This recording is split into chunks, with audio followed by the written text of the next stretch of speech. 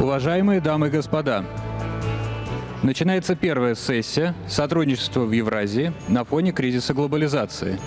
Dear ladies and gentlemen, we are starting our first session, Cooperation in Eurasia amid the crisis of globalization. На сцену приглашаются модератор Григорий Карасин, председатель комитета Совета Федерации по международным делам, Сергей Афонцев, заместитель директора по научной работе, заведующий отделом экономической теории ММО РАН, Дмитрий Мезенцев, государственный секретарь Союзного государства, Еркин Тукумов, директор Казахстанского института стратегических исследований при президенте Республики Казахстан, Акрамжон Нематов, первый заместитель директора Института стратегических и межрегиональных исследований при президенте Республики Узбекистан, Волкан Аздемир, директор ATA Platform, Турция, Кайрат Келимбетов, управляющий Международным финансовым центром Астана, Станислав Жуков, заместитель директора по научной работе, главный научный сотрудник Центра энергетических исследований ММО РАН. Please welcome on the stage moderator Grigory Karasin, chairman of the Federation Council Committee on International Affairs. Speakers: Sergey Afonsov, Deputy Director for Research, Head of Economic Theory Department, IMMO. Dmitry Mezentsev, Secretary of State of the Union State. Yurkin Tukumov, Director of the Institute for Strategic Studies under the President of the Republic of Kazakhstan. Akramjon Nematov, First Deputy Director of the Institute for Strategic and Interregional Studies under the President of Uzbekistan. Volkan Özdemir, Director of the ATA Platform, Turkey. Kairat Kelimbetov, Governor of the Astana International Financial Center, Kazakhstan. Stanislav Zhukov, Deputy Director for Research, Chief Researcher of the Center for Energy Studies, IMMO.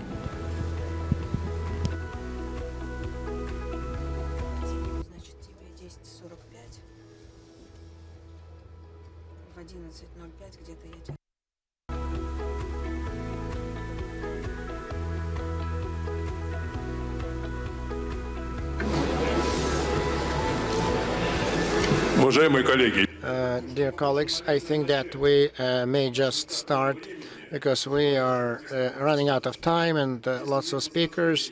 And if you don't object, I will quickly make a short preamble of the elaborations that will follow on our panel. So I am positive that the situation in the world is at the geopolitical split. And for many decades, so the West has been cynical and aggressively has been turning Ukraine into a dangerous NATO springboard. And unfortunately for Europe and for the global community, so this idea has come to pass. Because the present partners, so we cannot negotiate with them. So in recent years, the denial of all the agreements related to strategic security, has failed. And so then the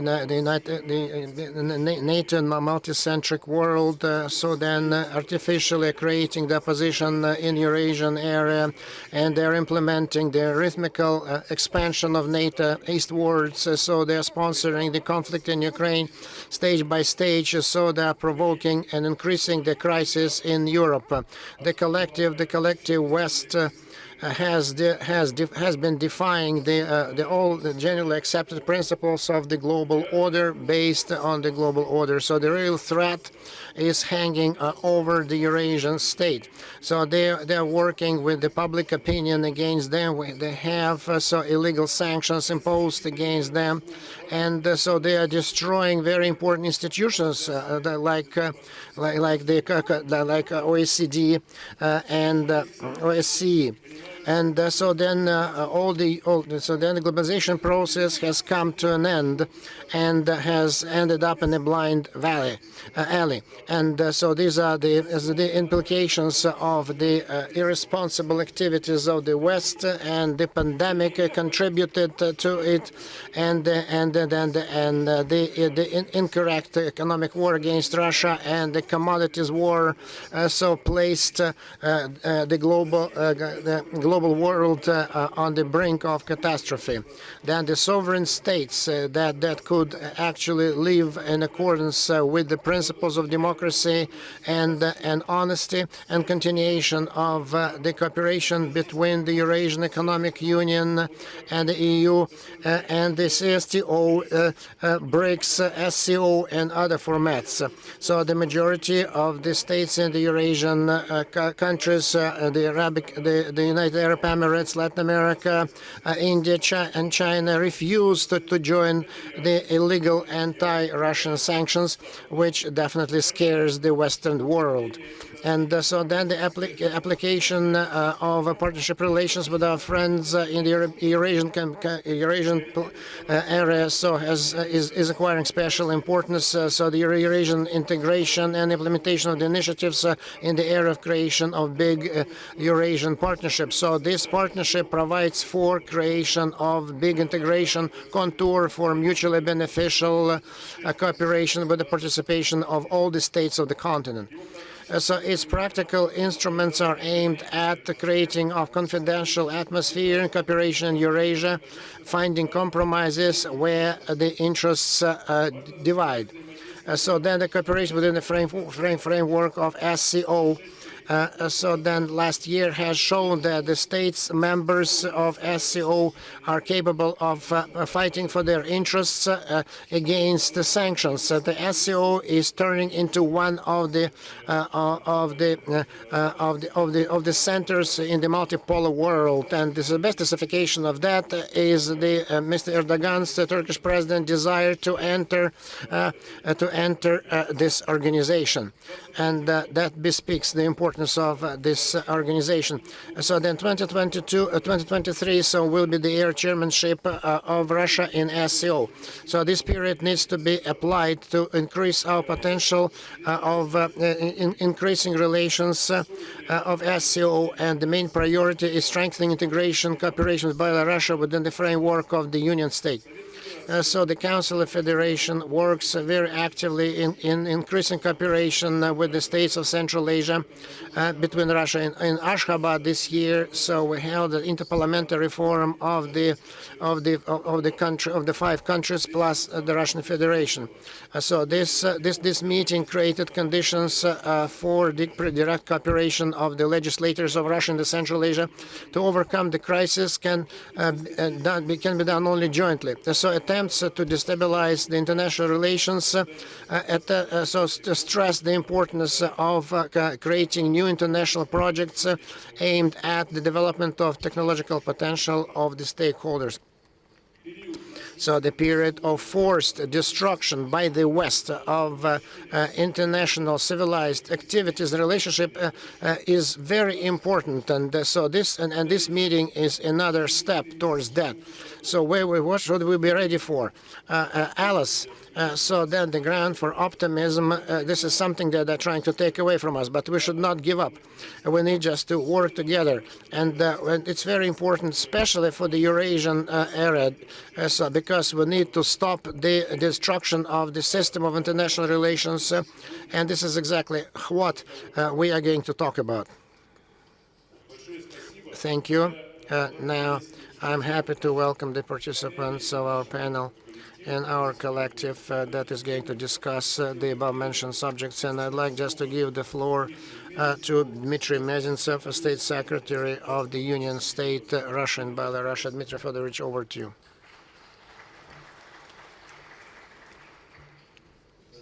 Thank you. Thank you.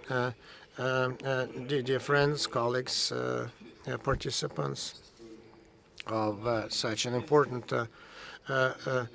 conference, and so we were present at the plenary meeting, and we listened to very important saturated presentations that spoke about the new system that needs to be yet built in future. We need just many countries need to find ways for international dialogue. So first and foremost, remembering that so that this year has been an extremely difficult year for all the witnesses, participants, and people related to the international agenda.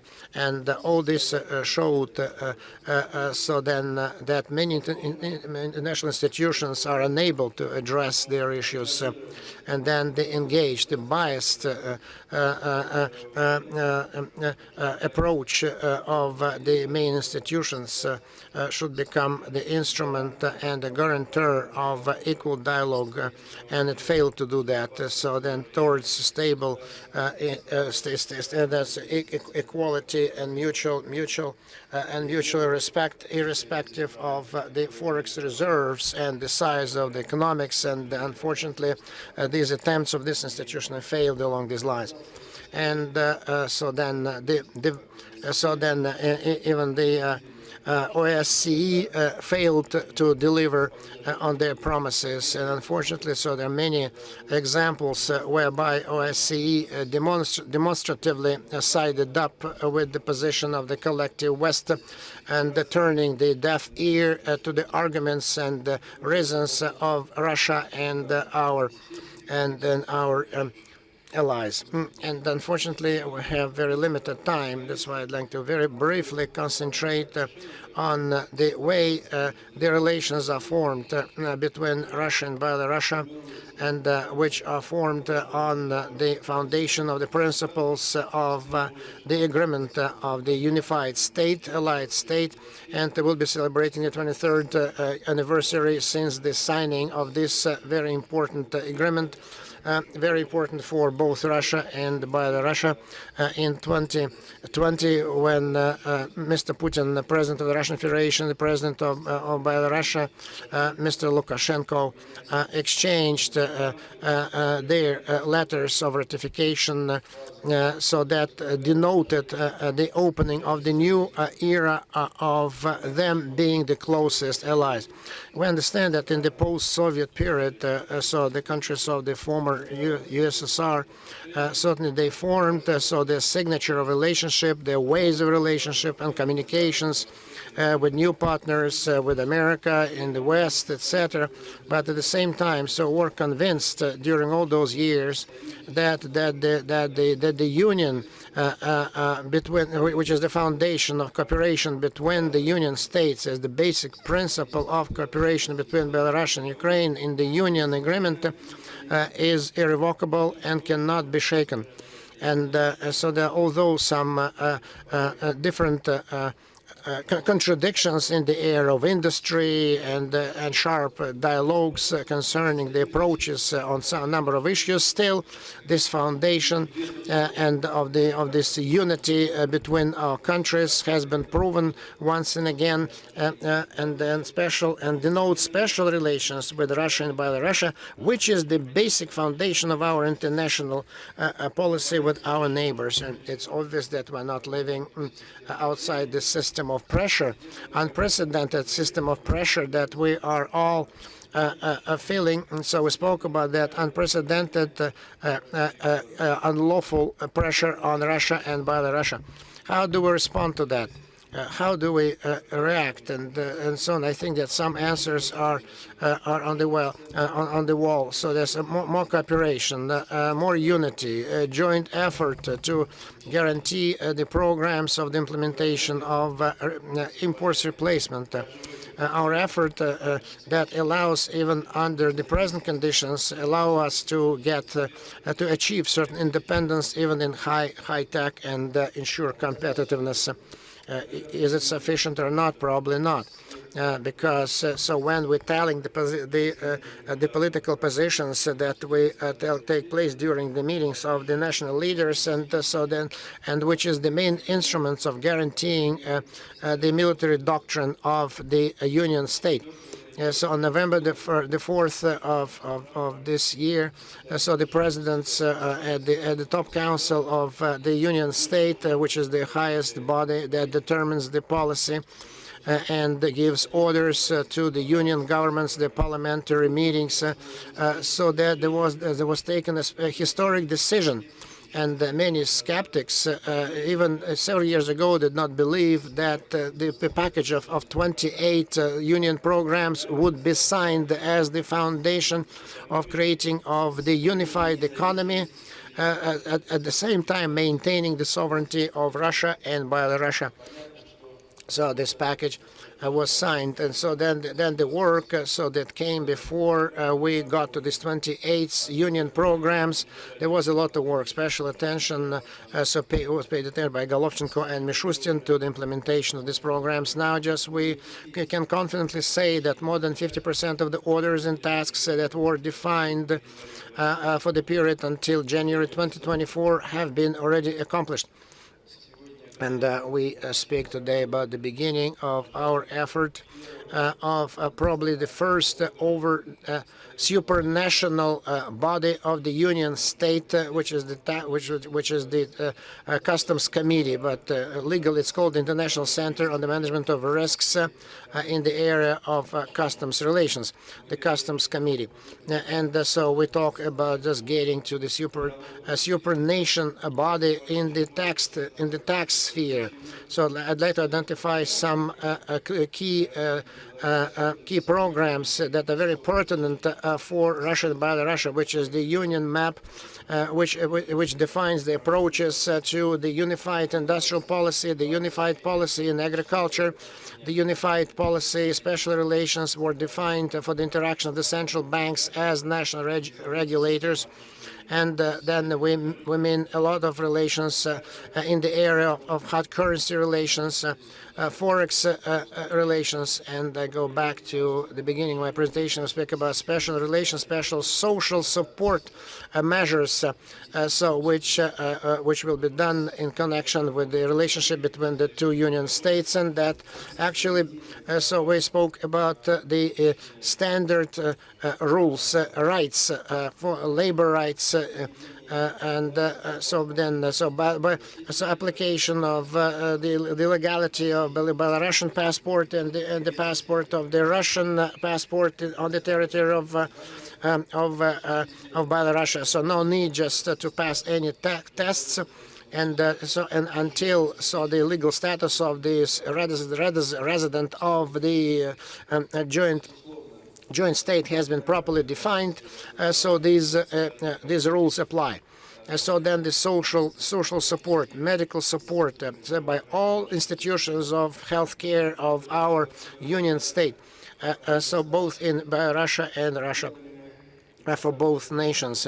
So we speak about the plans for the Union State. We cannot just speak about all of them, but very briefly, November 4th last year, within the framework of the State Council meeting, so another program of economic integration was signed, and the work of the sphere in the military security was identified, the principles of basic approaches to identify the principles of migration policy and the interaction of the system of customs security, border security will be standardized and united. So then the Ministry of our Ministers of International Relations have different approaches now. We have this permanently acting institute that cooperates between ministers of foreign relations of both countries. We plan to have several meetings to check on the implementation of the programs of international communities and to identify the activities of the Ministers of Foreign Relations, both states, for the future, and especially vis-à-vis the present economic and political situation. And so the international practices see the examples of different types of partnership, different types of unions.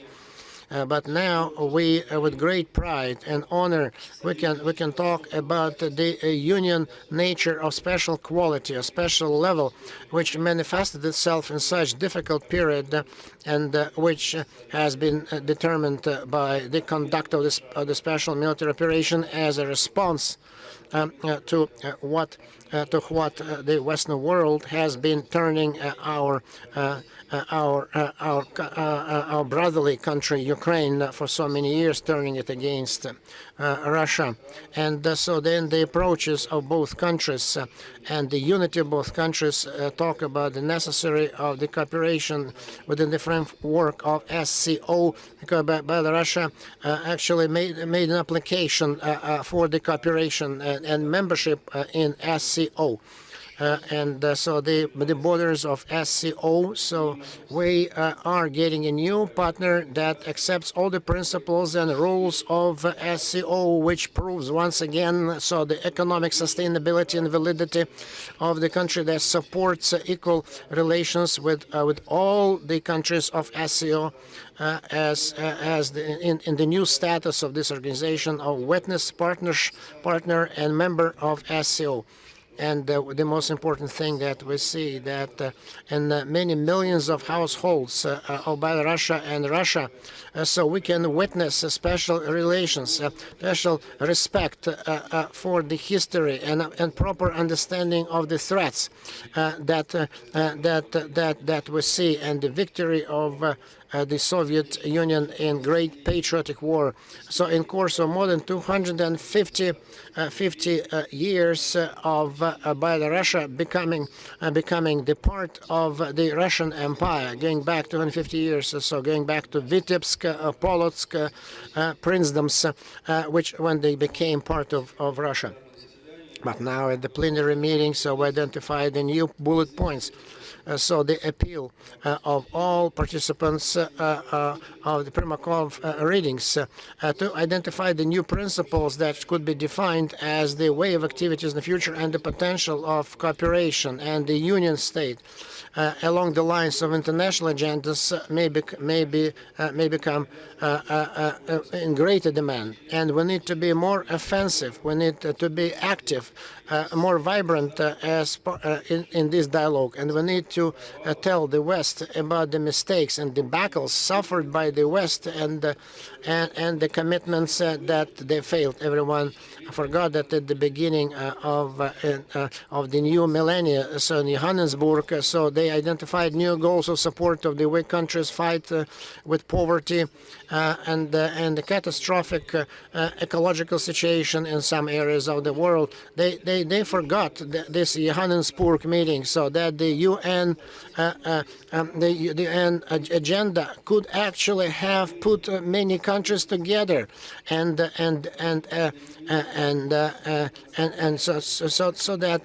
to detain them from concentrating only in the interests of the states and to the detriment of the interests of other states.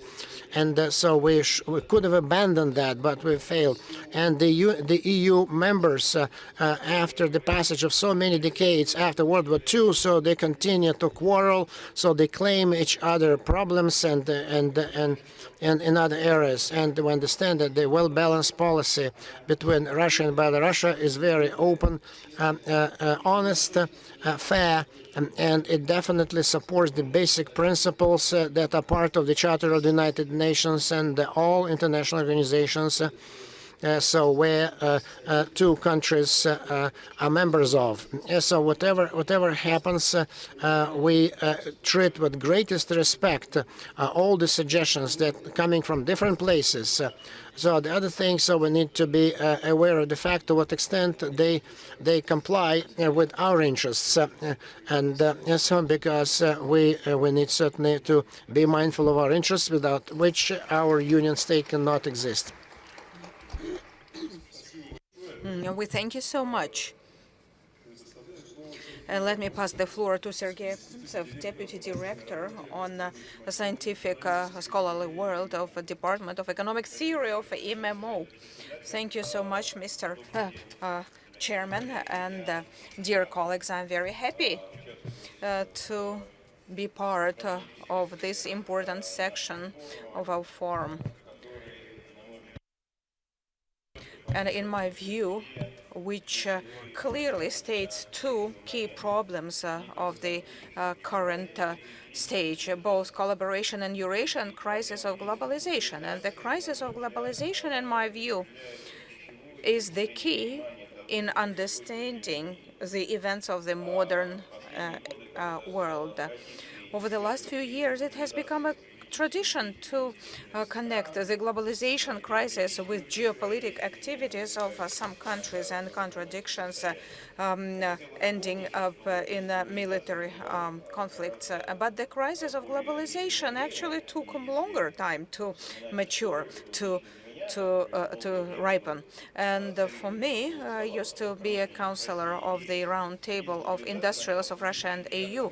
It started in 2009 when EU approved the third energy package, and I remember clearly the representatives of our Round Table asked questions to European regulators. What was happening? Are you serious in destroying the tool of collaborations that took decades to be framed? The answer was yes.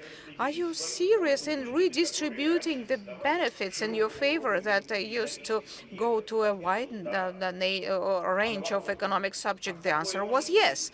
And the question was, how can that happen? And they said, we have the right and you should obey.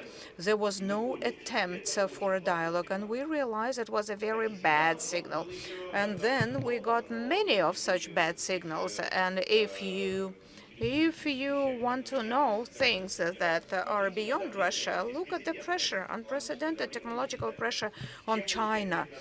So what was Huawei 5 years ago and what it has become now? A local company, hardly exiting the national market 5 years ago.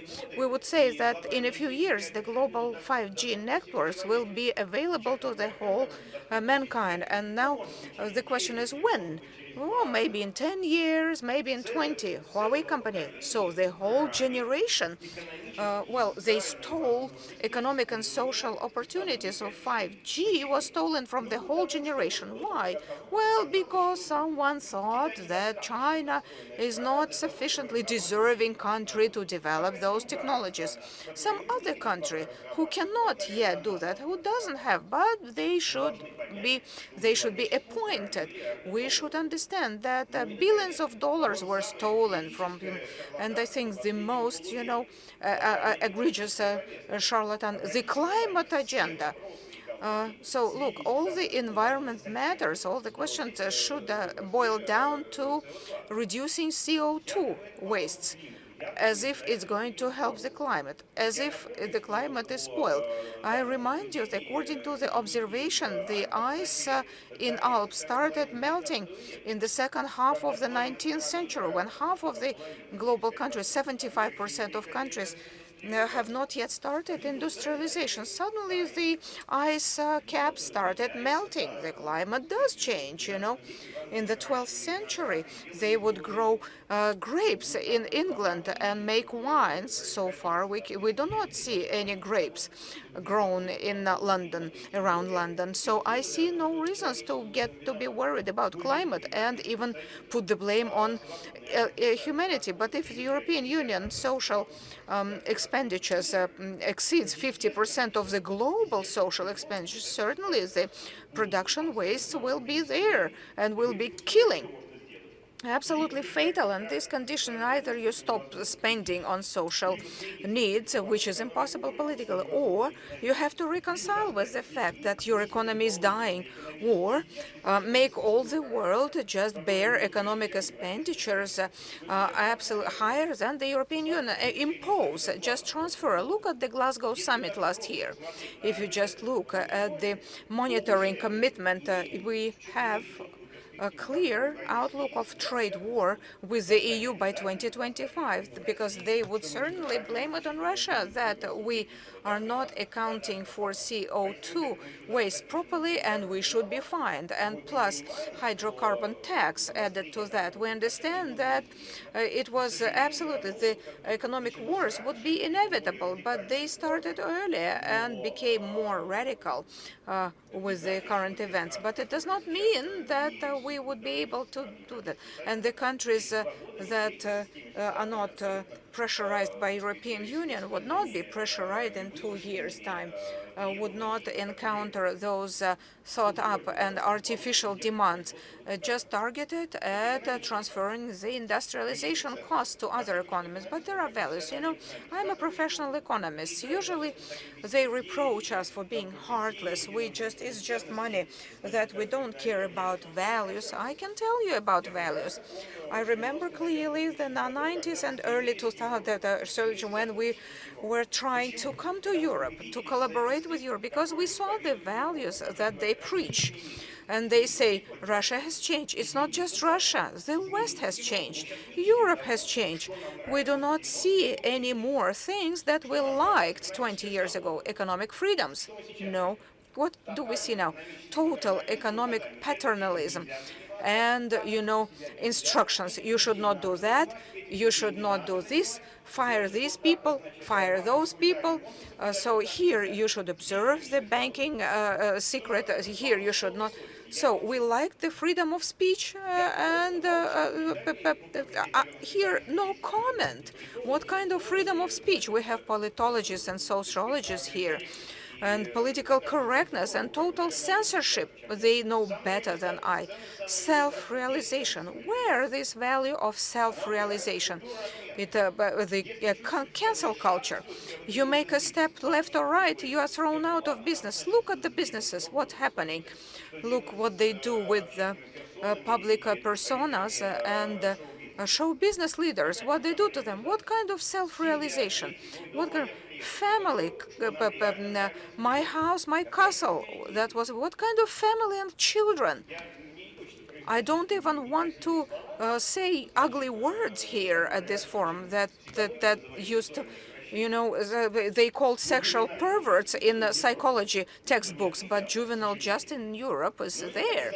And protecting the environment. I tell you, you spoil whatever, you soil whatever, but CO2 you should not touch, it's something sacred. There's a huge number of horrible problems in the developing countries that do not have anything to do with you, and they take less to be addressed. Look at how India addresses that, China addresses. At the national level, they address national problems. No. Efficient national governments are, are imposed with international agenda just to reduce their industrialization and production. What's the main problem presently? Besides the things I mentioned. Currently, the main problem is that some countries curse other countries to do what they don't need to do. Rule of law, rule-based. Where are the rules?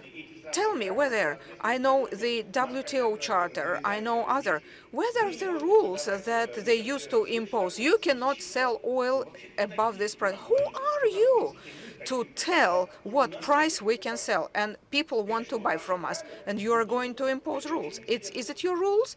Very interesting. Who imposed those rules? So again, consequences of conflict. Trade war of US and China. Who wins? Third countries. China does not supply some goods to the US, then Mexico, Taiwan, South Korea will supply. China, look at those all studies. Who wins? The global trade wins because it went up, because the third countries won. What do they do? We have contradictions with a number of countries. As an economist, I should say, you politicians go just at the political arena, at the negotiation the table, clandestine, whatever. Go and address those conflicts. But you are now damages the economic units in other countries who should actually win from those conflicts. So for how long? It's a rhetoric questions to the governments of third countries and international trade and investment community. But this is abnormal. This is obvious. And finally, there are questions that we can constructively discuss. They say, how can we under sanctions collaborate. We shall not collaborate under sanctions. We shall collaborate in the conditions of the sanction. We are not going to violate things. We have huge capacities to work with our countries, with our partners who do not violate, and our partners will benefit because they will get the resources that someone doesn't want to buy.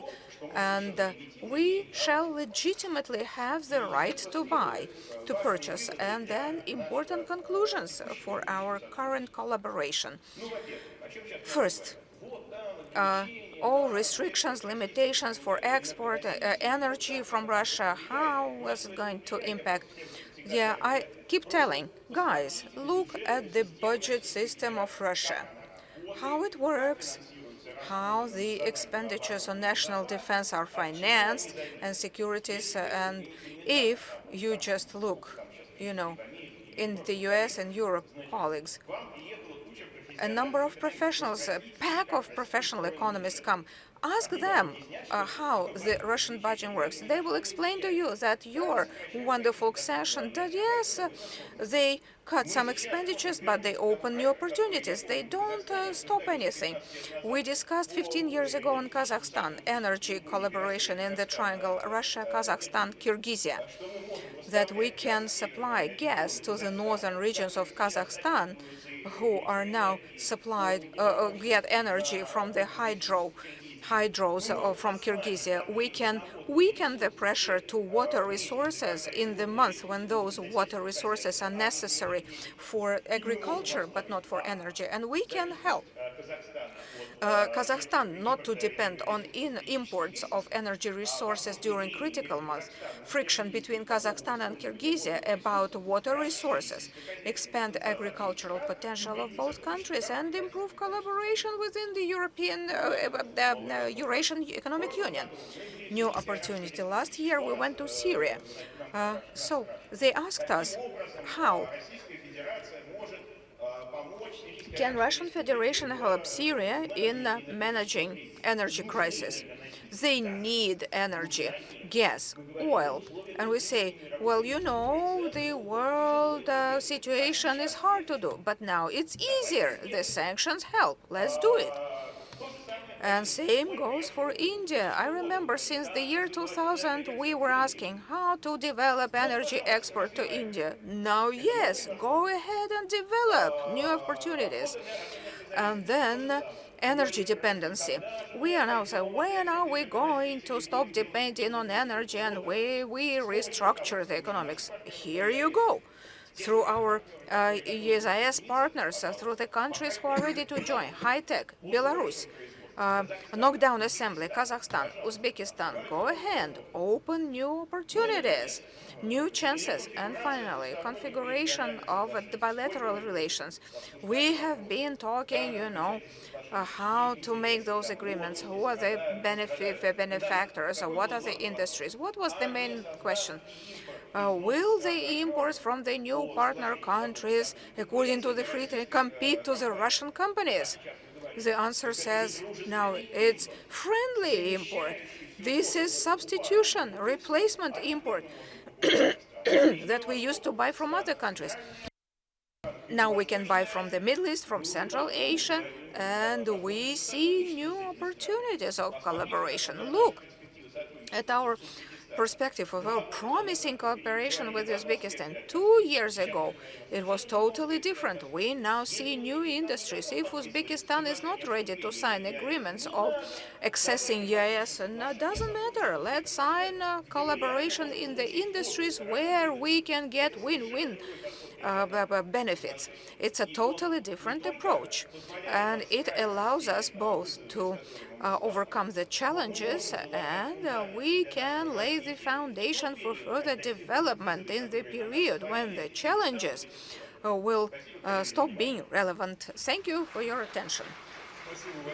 Thank you so much for this emotional and argumented and offensive speech. I believe it confirms that our political and economic thought develops in the right direction and not just explains, but gives us the clues, the steps where our states, together with our allies and most of the global powers, should go hand in hand and build the plans. Thank you. Thank you so much. And now let me pass the floor to Akanamjon Nimatov, Deputy Director of Strategic Research of Uzbekistan President. So the floor is yours.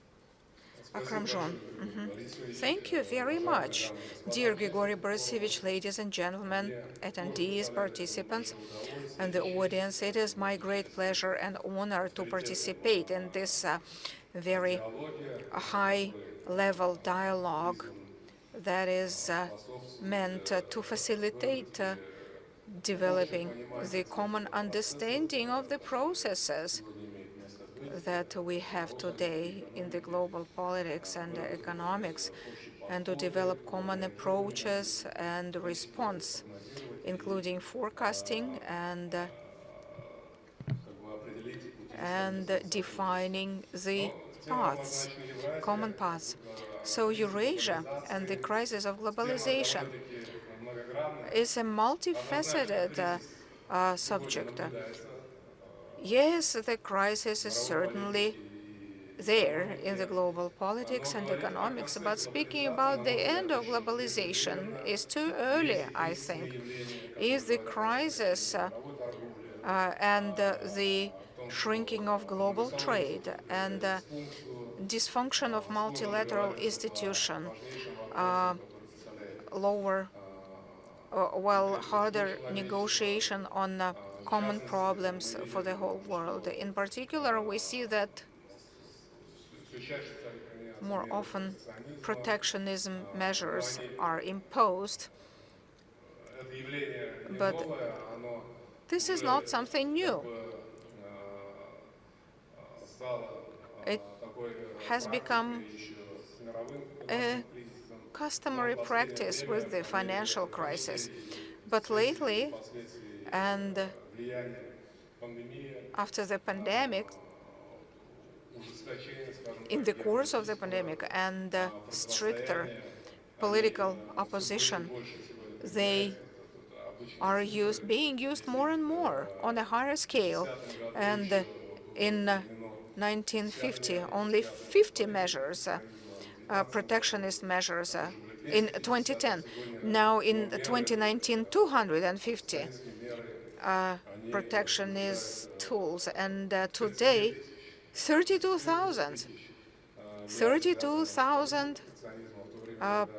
protectionism positions, while liberalization measures are restricted by 7,000. We see that protectionism keeps growing, snowballing, and sanctions have become an instrument of pressure and promoting economic and political interests.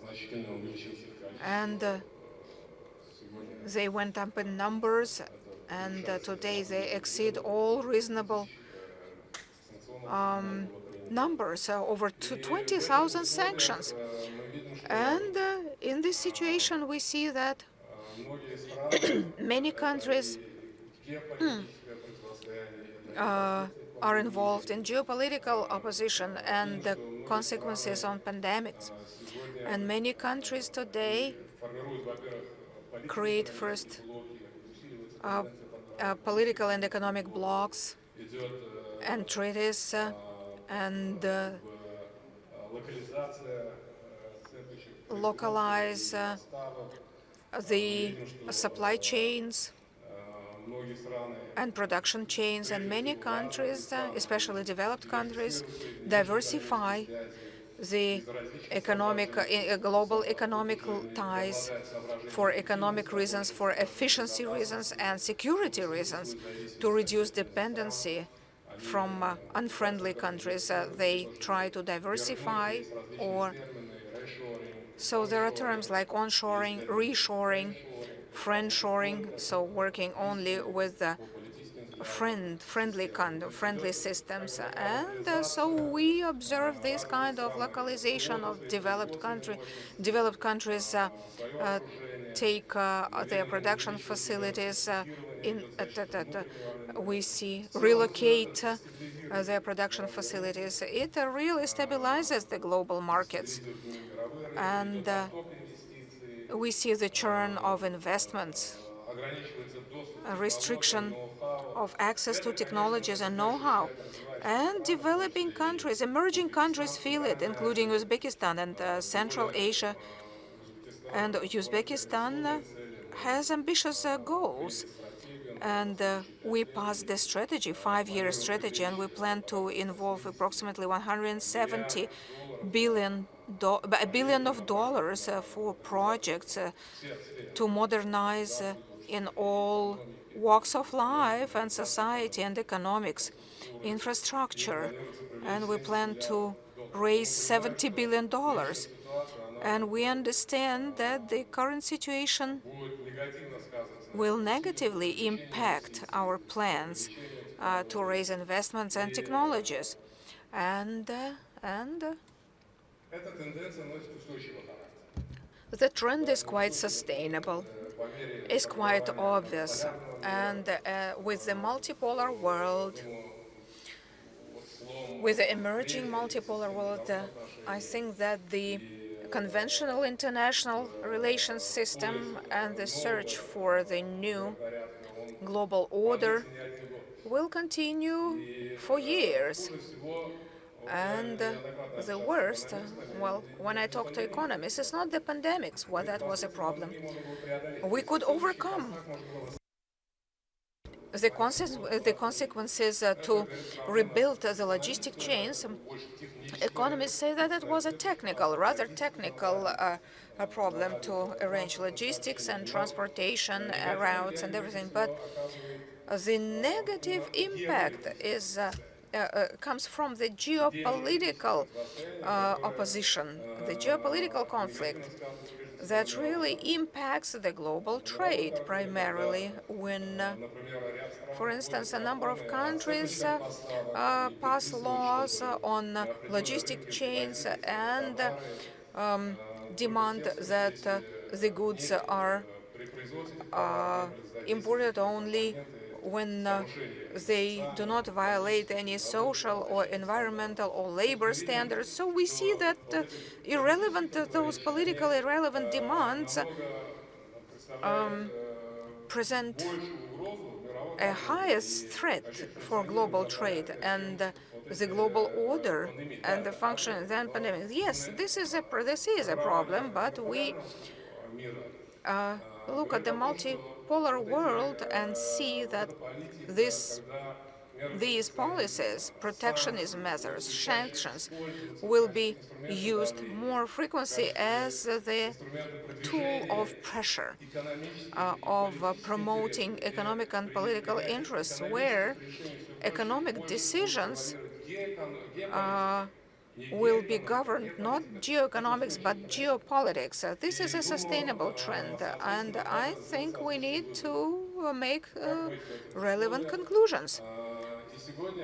And today, many experts confirm that this efficient response could lie in the area of regionalization. Regionalization could take care, like creating new production facilities, transportation routes, short leg transportation routes, involving the potential. And speaking about Central Asia, huge resource potential, human potential, and communication potential, and collaboration principles like multilateralism, mutual respect.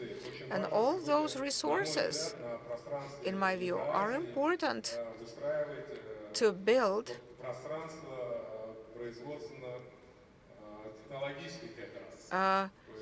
in the shape of production and technological collaboration, cooperation. We have all the wherewithal, all the prerequisites for that. And we have everything in place, and we need to overcome the trade barriers, protectionism, restricting the emerging countries' development, the access to investment and technologies, industrial cooperation.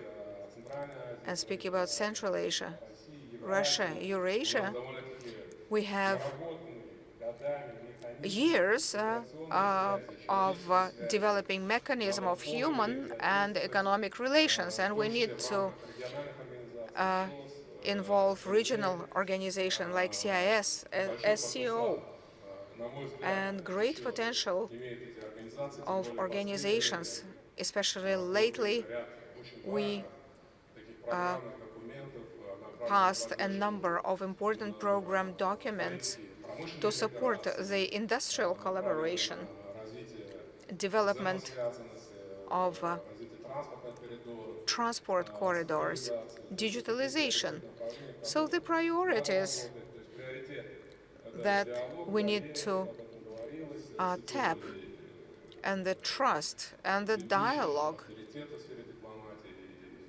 And again, we come back to Evgeny Primakov, to again Henry Kissinger, who advocated dialogue in addressing the problems, the cross-border problems. And I was talking about Central Asia. We see that this dialogue policy and reasonable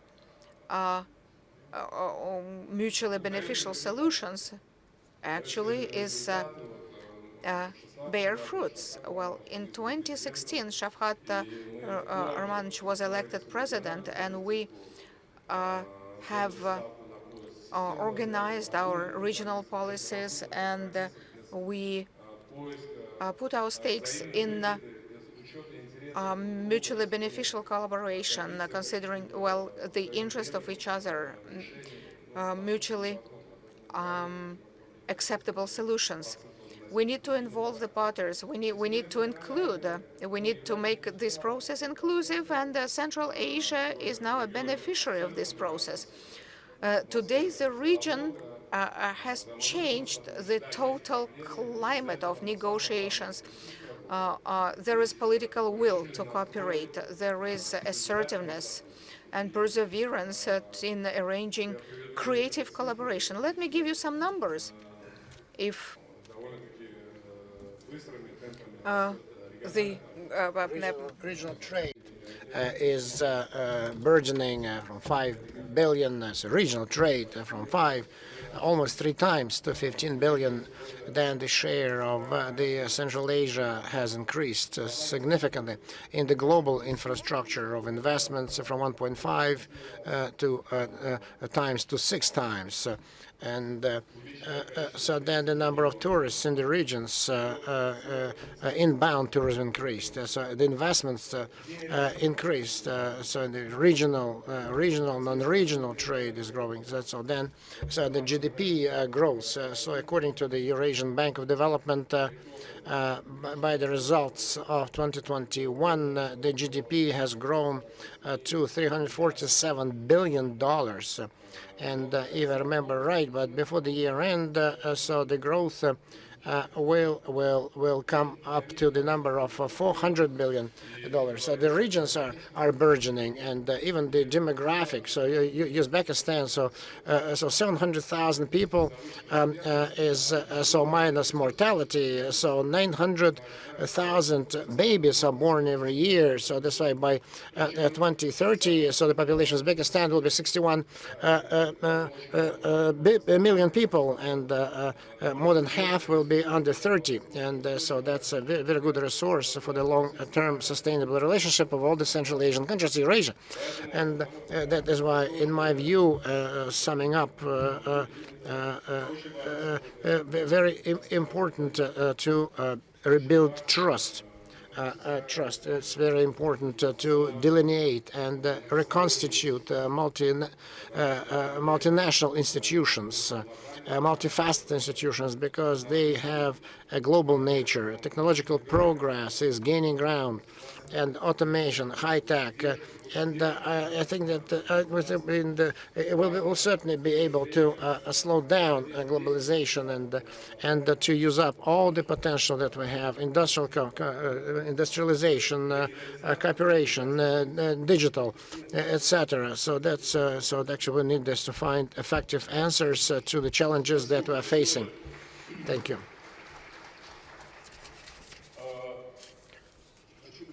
I'd like to give the floor to Erkin Tukumov, and he is online with us, Director of the Institute of Strategic Studies of Kazakhstan.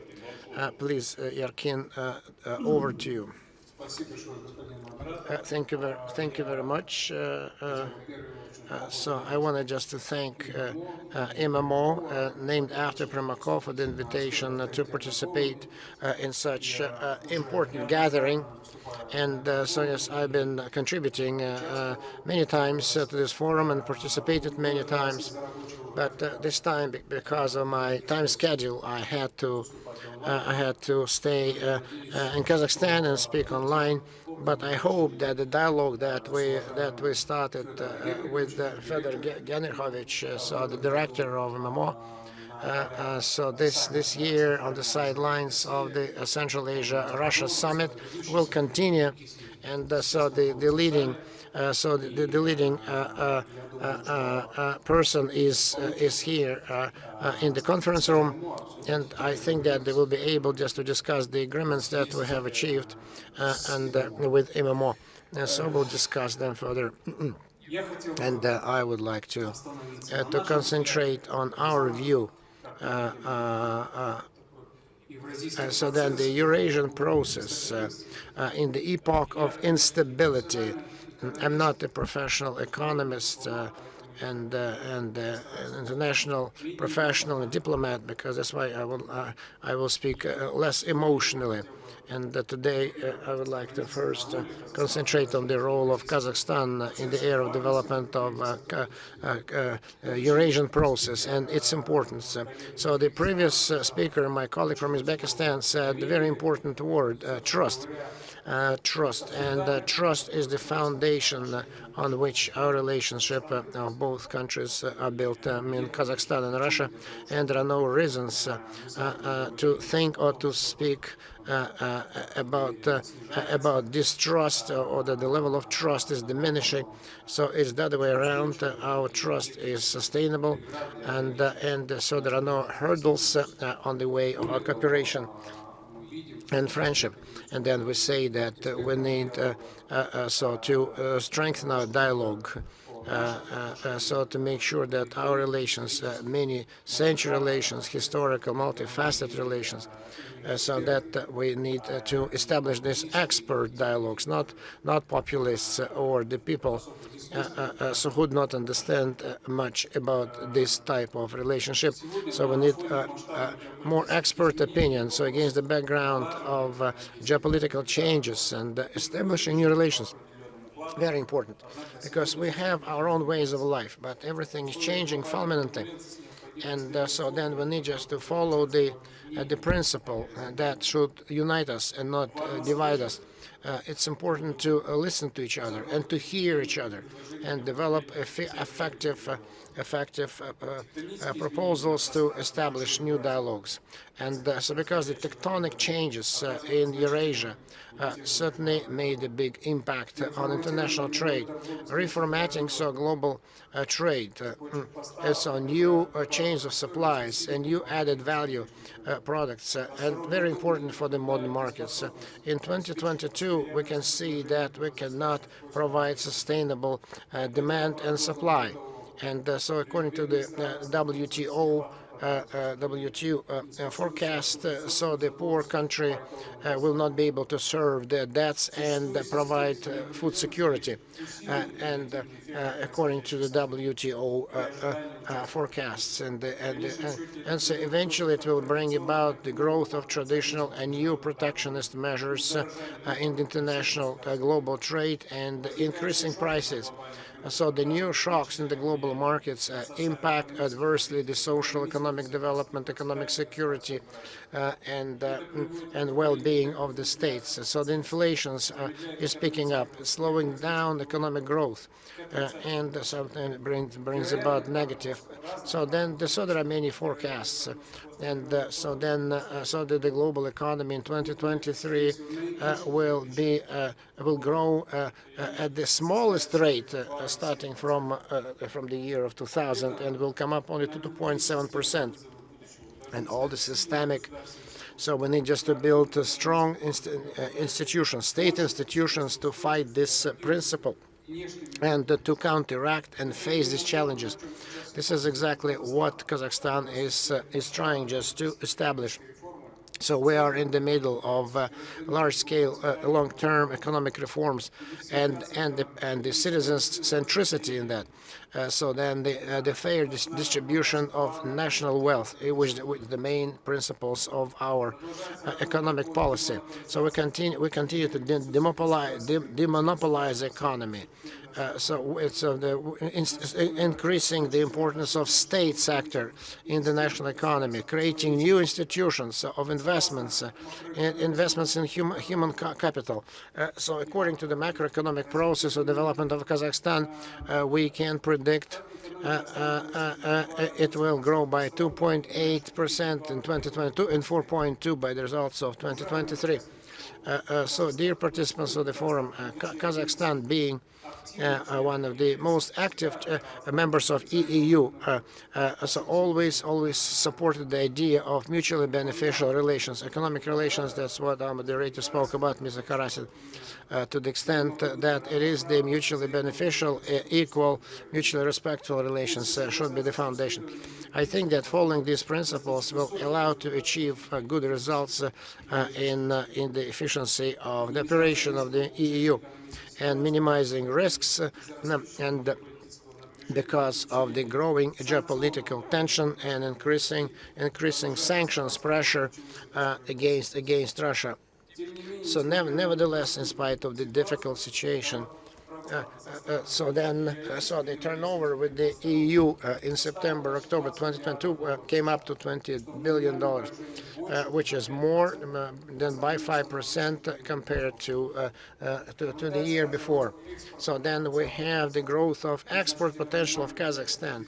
A lot of attention is paid to diversification of the economy of finished products. So the EU achieved in the area of services, selling services, trading services, communications, advertising, tourism, and the growing importance of local companies and their productivity and income so the work.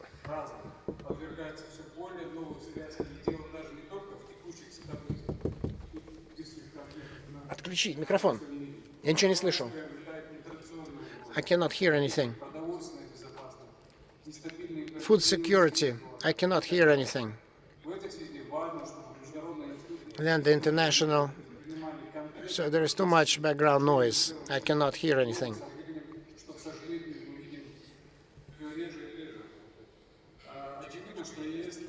And the EU faces the necessity of this efficient economic union should get necessary benefits. So then the necessity of exporting labor in the area of design, high tech, would be good for any country.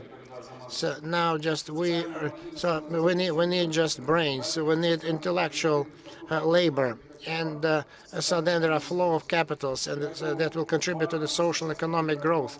So very important to relocate foreigners against the background of the growing tension in the geopolitical situation and increase the importance attached to the capital. So the cooperation will be increasing. So we should not politicize EU, and we try to establish good different types of dialogue between different regions. And so then the trade is going on. So we are in talks with Indonesia. A good dialogue with India is developing. Thank you for your attention. Что такое? Что случилось? Ничего не слышно. Чего там нет?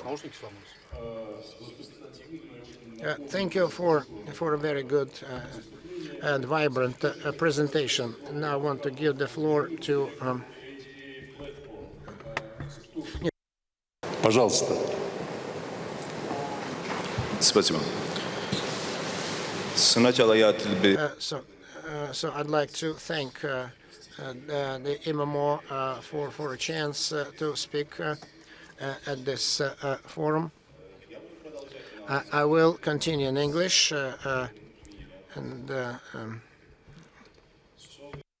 Today, crisis of globalization and cooperation in Eurasia.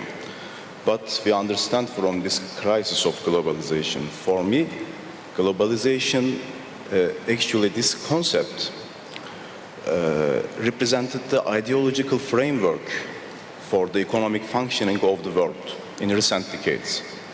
And now we see this idea, which relies on mutual interdependence, integration, free movement of goods and services, and especially free movement of financial capital, now under threat. And we see crisis of globalization, and especially after the COVID process, and starting from this Ukrainian crisis, we see now three main features of crisis of globalization. Era of abundance is over in world economy.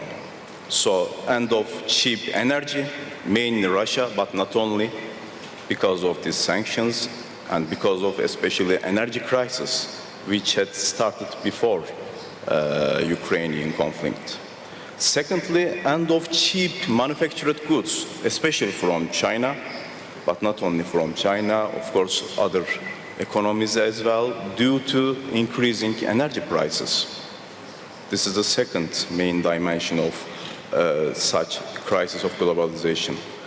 And related with these two, end of cheap US financial assets due to the aggressive price hike, interest hike policy adopted by Federal Reserve of United States, and other central banks actually have been following this trend for more than 1 year, except Turkey.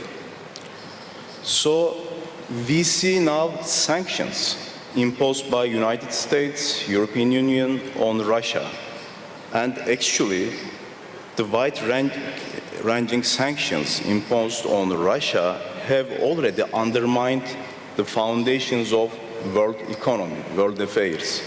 We see this very clearly. In that sense, it became clear that the most important ramifications of Ukrainian conflict will be seen in international economics. Here you see, after the sanctions and after the counter-sanctions or policy adopted by Russian Federation, we see a very interesting trend. The demise of US dollar as international reserve currency. So when US President Mr. Nixon in early 1970s declared that the Bretton Woods system over, that system was actually replaced by tacitly a linkage between oil and US dollars. And it has been the case almost 50 years. But we see here two very important dynamics in world economy which undermines the international reserve currency status quo of US dollars. One is China is the biggest importer of oil and gas, and starting from 2018 in International Shanghai Energy Exchange, the price of oil and gold is set in terms of yuan. or gold exchange, not dollars. But more importantly, after these sanctions adopted against Russian Federation, now Russia supplies its energy resources not in dollars terms. So these are the main two factors which undermines international reserve currency of US dollars. Now even further, again led by Russian Federation and China, now central bank digital currencies now starting to replace this SWIFT system. I think this is very important because when mutual transactions between countries could be settled bypassing SWIFT international transfer system, that means you don't need US dollars for international settlements in international economics. And we see this trend. We see this trend actually, we have been observing this actually for 3 years. But after the Ukrainian crisis, this has been accelerated. And after this process, when we say that now internationally observed and based systems are changing, we see transformation of world order. Not a new one, but transformation of the established one. From dollar hegemony to diversified financial instruments at economic level. From US supremacy to great power rivalry at geopolitical level. Starting from US withdrawal from Afghanistan and Ukrainian crisis. And most importantly, of course, from unipolarity to multipolarity at systemic level. It creates room for further cooperation among the countries, especially in Eurasia and other parts of the world. Now we see, as previous speakers pointed out exactly, rise of regionalism versus globalization in world affairs. And considerably newly established international organizations now are playing more and more decisive role in international economic and political affairs. One of them is BRICS. Among BRICS countries, you see China, Russia, and India. They have these agreements, bilateral agreements among themselves to settle international trade in national currencies. But after this stage is over, one could expect that a supranational new currency system could be started among these BRICS institutions or other institutions. And now the era of digital currency based on blockchain technology could accelerate this ongoing trend again. Here you see not only developments in economic affairs, you see also in terms of military and geopolitical affairs.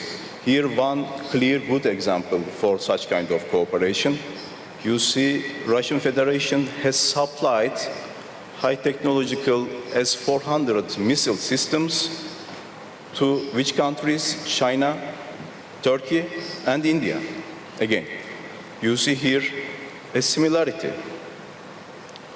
And in terms of such kind of cooperation in sphere of military affairs, not only economic affairs, Turkey will play a leading role here. I think tomorrow you will listen to distinguished speakers from Turkey in specific Turkish-Russian relations sessions, but I want to underline a very interesting fact about this Turkey's new role and cooperation among Eurasian countries. This is Turkey as a NATO member, as you know, has not participated against sanctions against Russian Federation. Actually, that was the case 8 years ago as well. So when smooth sanctions, I would say, in 2014, when first time conflict started in Ukraine, smooth sanctions adopted by United States and European Union against Russia, Turkey had not participated neither. But this time, there is one big difference. Now, Turkey is geopolitically more closer to Russia compared to 8 years ago. And the most important part, I think, now dynamics in Turkish economy, much more integrated with Russian economy and other countries. For instance, monthly exports from Turkey to Russia have now exceeded $1 billion per month.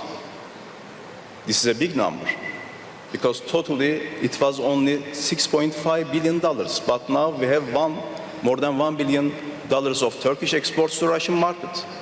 Turkey could potentially replace Germany as the third biggest import source of Russian market. This could not be imaginable, let's say, 2 years ago.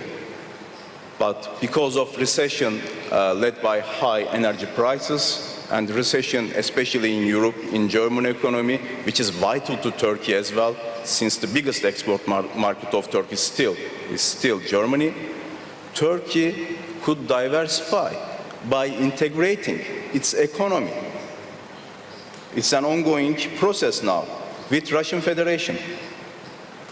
In that sense, not only in terms of military at geopolitical level, you see this big cooperation among emerging Eurasian countries could play a leading role in this transforming and changing international system.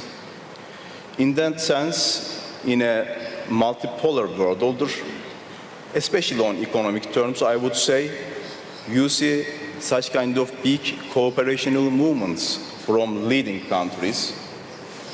So Turkey would be one of the leading actors in that sense. Although there could be a lot of problems between Turkey and Russia, Turkey and United States or other countries. This is the case now in international system. And I want to give a special emphasis on BRICS Plus. More and more countries now have been officially applying to become member for BRICS international organization. A great rivalry, mainly between the United States and China, starting from maybe 2023.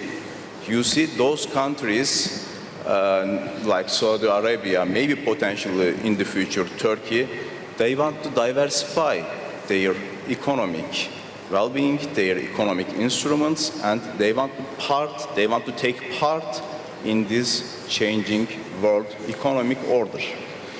So in that sense, I think there is room for further cooperation among emerging powers in Eurasia, and this is actually very, let's say, understandable when you take into consideration of this changing process in international world order. We don't live anymore in. I beg your pardon. We're a bit limited by time, so please analyze. I'm just finishing. So we don't live in a unipolar world order, and such kind of further cooperation, further diversification of interests are naturally observed, and this is, as I said, understandable. Спасибо за внимание. Thank you very much, sir. Спасибо. Мы почти уложились вовремя. We're almost on time. We're making good time. And let me pass the floor now to Stanislav Zhukov, who is a Deputy Director of IMMO on scientific collaboration. So the floor is yours. Yes, thank you, dear Chairman and dear guests, colleagues. I'm happy to be here with you today and share some considerations about the practical economic problems that in this accelerated mode that we have to address from this geopolitical breakdown. So by the countries, we understand the economics. Yes, we study, and this is Central Asia and Southern Caucasus countries. And I arranged my short thesis as a Toynbee paradigm, challenge and response. And this paradigm was built with the purpose of studying the development and takeoff and stagnation and the fall of civilization. But as it goes back to the biblical times, so it's a universal paradigm. And finding your own place in this big Eurasia or big Asia is a serious challenge. Is a profound challenge. It opens the new track of development and opportunities in expanding the markets for exports of raw materials and metallurgical products and exchange of technological and cultural achievements and human capital. At the same time, as an economist, I will take the liberty to speak about economic challenges as we face now the problem of finding the adequate economic place in a very competitive world. And the market competition, well, is still there. No one has canceled it. And these countries demonstrate outstanding capacities for decades to find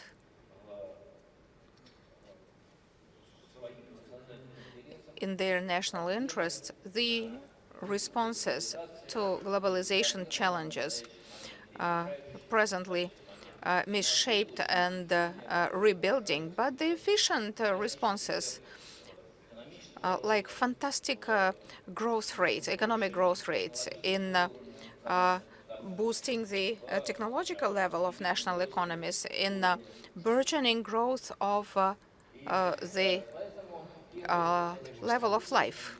And the first challenge lies in the area of intensive collaboration with Big Asia, with Asian Pacific countries, with the Middle and with Middle East. It means for Russia and Central Asian countries and the South Caucasus and to Belarus to some extent this more stringent competition. And one important thing, this competition does not belong to tomorrow. It's the competition of yesterday. Should we consider the turnover, the goods turnover of largest economies like Russia, Kazakhstan, and Uzbekistan in geographic cross-section by key positions, machine building, we see that it's not just China, but other Asia-Pacific countries and Turkey more and more are very active, participate very actively in this exchange. And another challenge for scientific and expert community is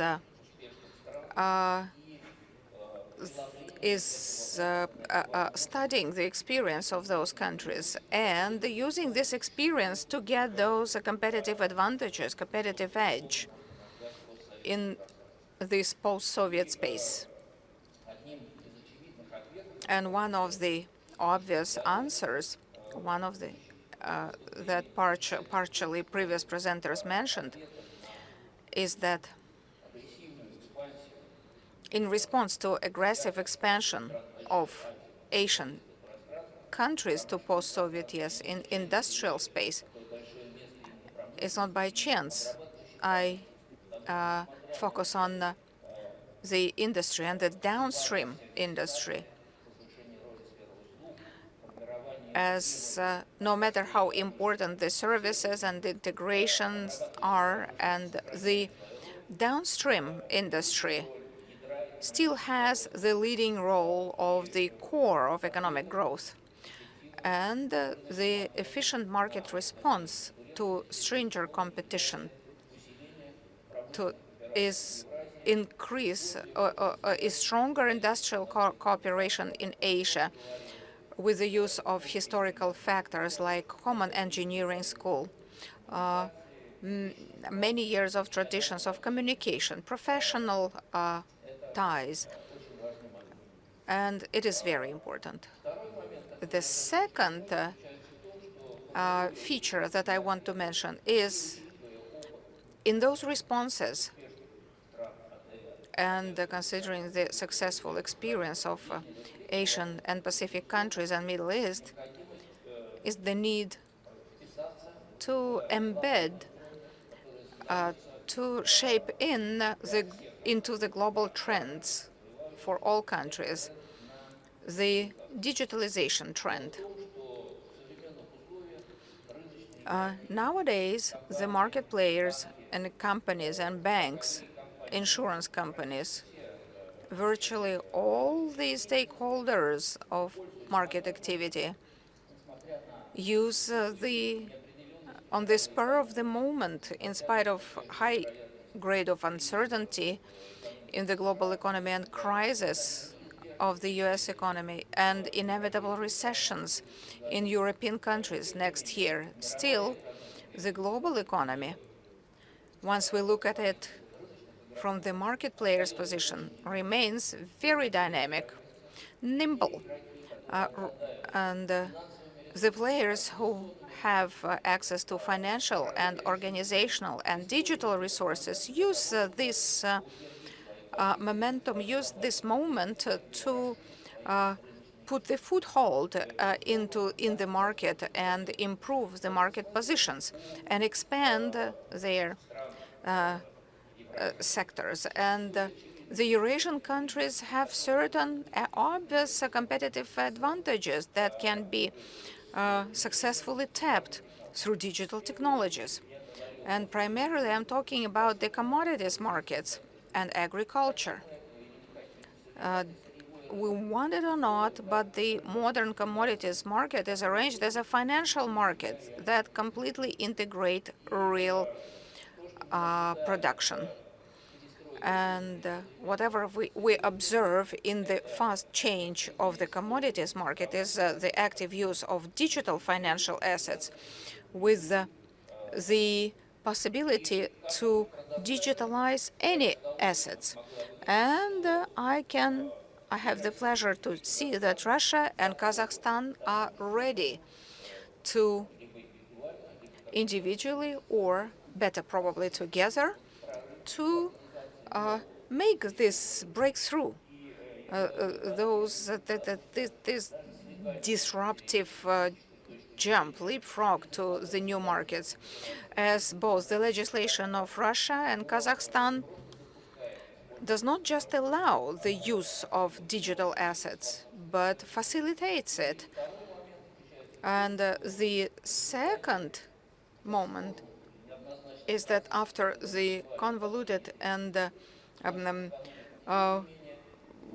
inconspicuous processes that we observed over the last 30 years in Eurasia, Kazakhstan, Belarus, Uzbekistan, Russia, we have financial players who are capable to carry out this strategy. And the second direction, as well, may be the use of digital technologies and virtual and added reality, augmented reality in the culture and tourism. I personally, I'm quite apprehensive of commercializing the culture and history, even the notion of commercializing. But we should agree that it is a global trend, and I enjoy watching the colossal efforts of our Uzbek colleagues and the government, the way they use the new digital technologies to popularize and for market promotions of their history and their travel potential, tourism potential. And this potential is virtually infinite in the Asian countries. It's not just the Islamic period of the Central Asia, but even pre-Islamic period. And finally, the ancient Greeks and Romans met the Chinese in Central Asia, in Turkmenistan. And certainly, there is an opportunity to use digital technologies for addressing the problems arising in the labor market between the labor market of Eurasian countries.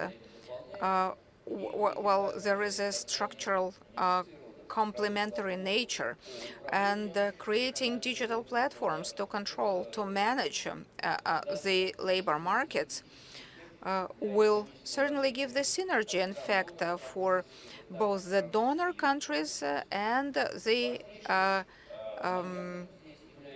recipients.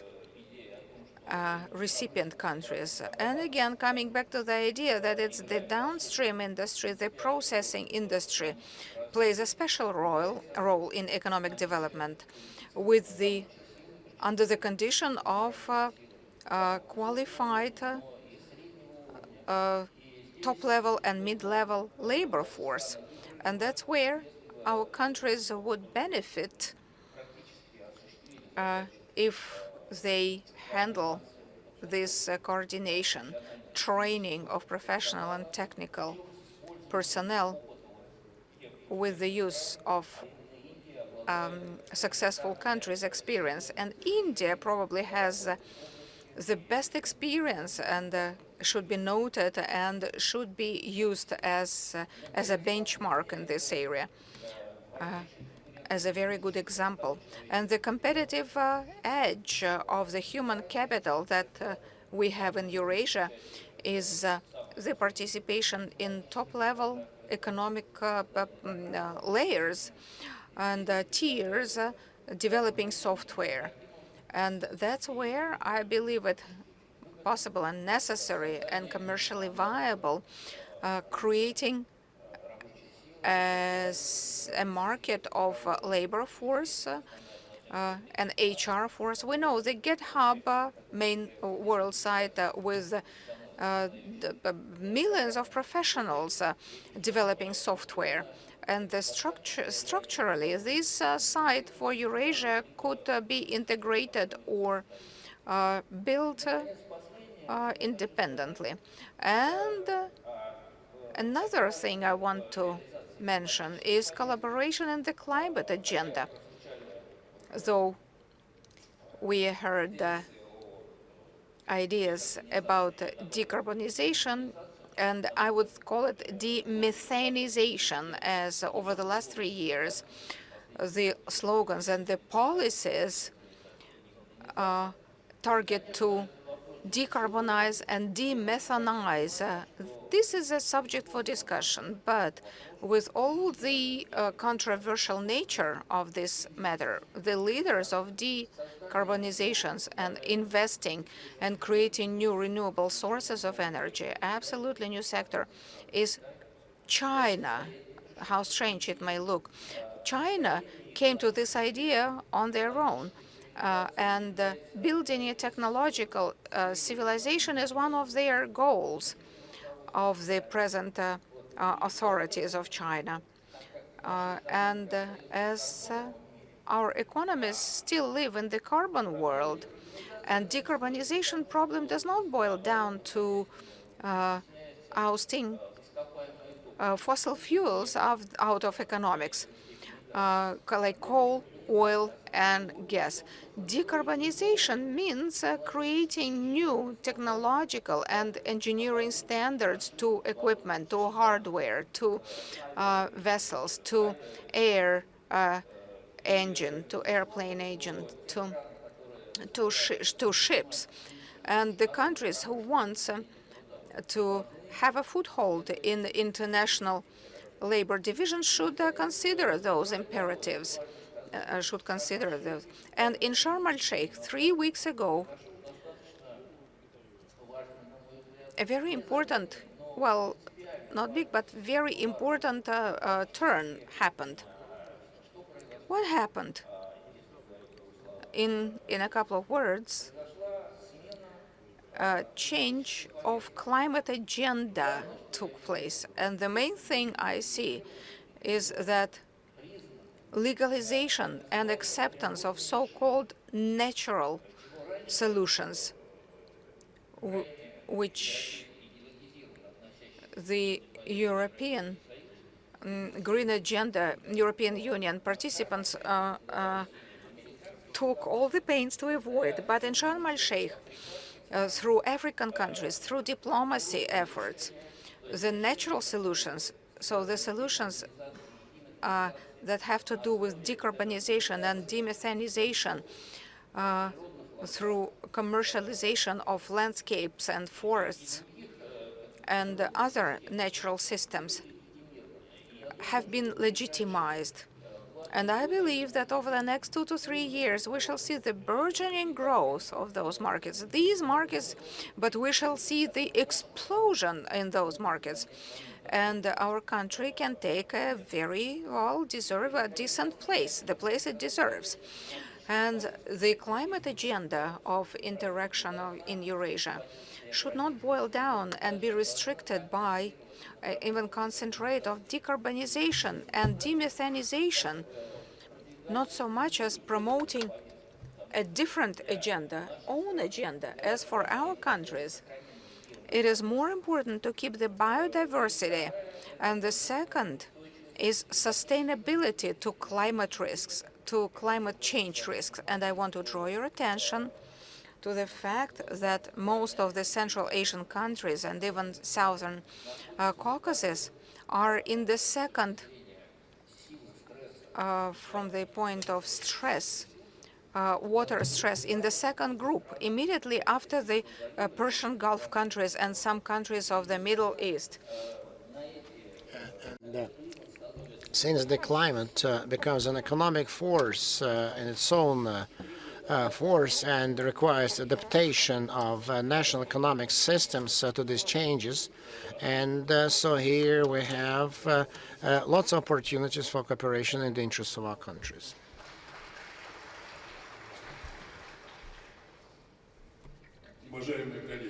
Dear colleagues, I think that we have made a good start with our first session of our two-day gathering of the Primakov readings, and I'd like to wish you some good appetite, and we'll continue working shortly. Thank you.